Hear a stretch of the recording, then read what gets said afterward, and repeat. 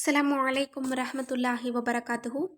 இன்றைக்கான பதிவில் கொடிய மனம் கொண்ட நபர்கள் மனம் மாற, இன்னும் வெறுத்தவர்கள் தேடி வர, இன்னும் உங்களுக்கு பிடித்த நபர் உங்கள் மீது அன்பாக மாற, இன்னும் விலகி இருக்கக்கூடிய உறவுகள் சேர்ந்து வாழ செய்யக்கூடிய ஒரு மிகச் சிறப்பான ஒரு வஜீஃபாவை தான் நம்ம இன்றைக்கு பார்க்க போகிறோம்.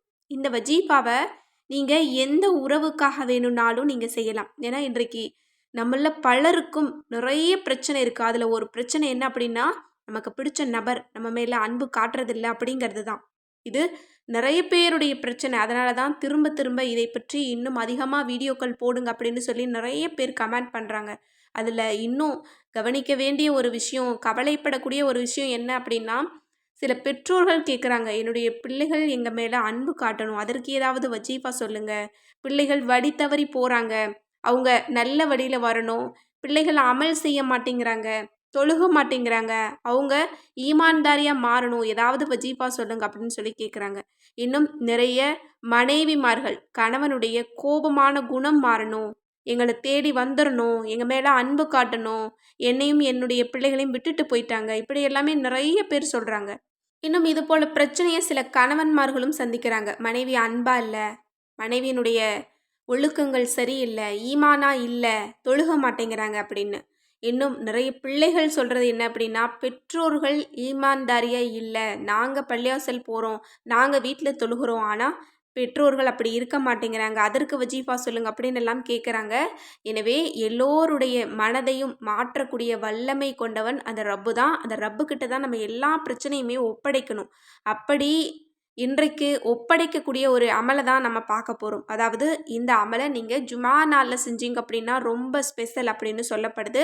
இன்னும் எல்லா நாட்கள்லையுமே இந்த அமல்களை செய்யலாம், ஆனால் ஜுமா நாளில் ஜுமா தொழுத பிறகு நீங்கள் செய்யறது ரொம்ப பவர்ஃபுல் அப்படின்னு சொல்லப்படுது. இந்த ஒரு அமல் நம்ம 2 விதமாக செய்யக்கூடிய ஒரு அமல். முதலாவது, நான் சொல்லக்கூடிய இந்த திக்ரை நீங்கள் 101 முறை எழுதணும். அதற்கு பிறகு இதை நீங்கள் 101 முறை ஓதிட்டு அந்த நபரை நீங்கள் யார், எந்த நபர் உங்கள் மீது அன்பாக மாறணும், கோபமான குணம் மாறணும், உங்களை தேடி வரணும் அப்படின்னு நினைக்கிறீங்களோ அவங்களுடைய பெயரை அல்லாஹ்விடத்தில் சொல்லுங்கள். இன்னும் அந்த எழுதிய அந்த பேப்பரை நீங்கள் உங்களோட வச்சுக்கோங்க. அல்லாஹ்தாலா அவங்களுடைய அன்பை உங்களுக்கு நசீபாக்கி தருவான். இப்போது அந்த ஒரு குட்டி திக்ர் என்ன அப்படிங்கிறத பார்க்கலாம். யா வதூத் முஹம்மதுர் ரசூலுல்லா, இவ்வளோதான். இதை நீங்கள் 101 முறை எழுதணும். அரபியில் தான் எழுதணும்.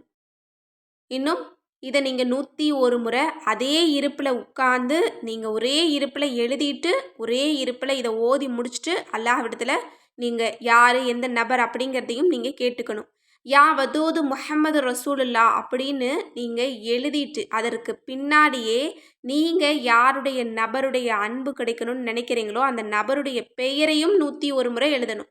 அதாவது யா வதூது முஹம்மது ரசூலுல்லா அப்படின்ட்டு அந்த நபருடைய பெயர், திரும்பவும் 2வது முறை யா வதூது முஹம்மது ரசூலுல்லா அந்த நபருடைய பெயர், இப்படியே நீங்கள் 101 முறை எழுதிட்டு நீங்கள் அதை 101 முறை வாசிக்கணும். வாசிச்சுட்டு அல்லாஹ்விடத்தில் அந்த நபரை பற்றி நீங்கள் சொல்லுங்கள். அல்லாஹ் அவங்களுடைய உள்ளத்தை உங்கள் மீது அன்பாக திருப்புவான்.